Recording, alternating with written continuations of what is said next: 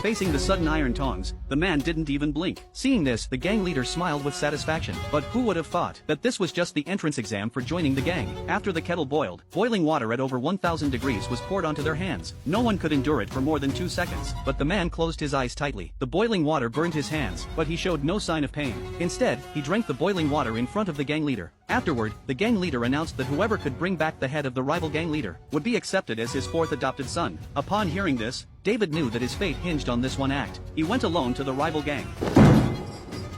Meanwhile, the enemy leader Mike had already been famous for many years. When he saw that the person who had come was a young man in his early 20s, he didn't take David seriously at all. David wasted no words and launched his attack immediately. Mike spun around and swung his sword fiercely, aiming to kill him with a single blow. Fortunately, David was agile. He executed a carp leap to defuse the attack. Startled, Mike increased his strength, swinging his steel sword horizontally and vertically, making wide, sweeping strikes. For a moment, David could not retaliate, and even his short knife was kicked away by Mike. Seeing this, Mike's attacks became even more fierce. His sword slashes sharp and relentless. Soon he found an opportunity. David used his body movements to time his move perfectly. He grabbed the back of the knife tightly, then delivering a powerful punch to Mike's face. David seized the opportunity to grab the large knife from his hand and threw it at Mike. Though Mike reacted swiftly and dodged the fatal blow, David immediately launched a series of punches. Under the force of momentum, Mike's body kept retreating. The blade sliced through his neck. The man caught Mike's head as it fell. Just as he was about to leave, the gang members all rushed over. Faced with a group of people wielding knives, David seized the opportunity and escaped through the window.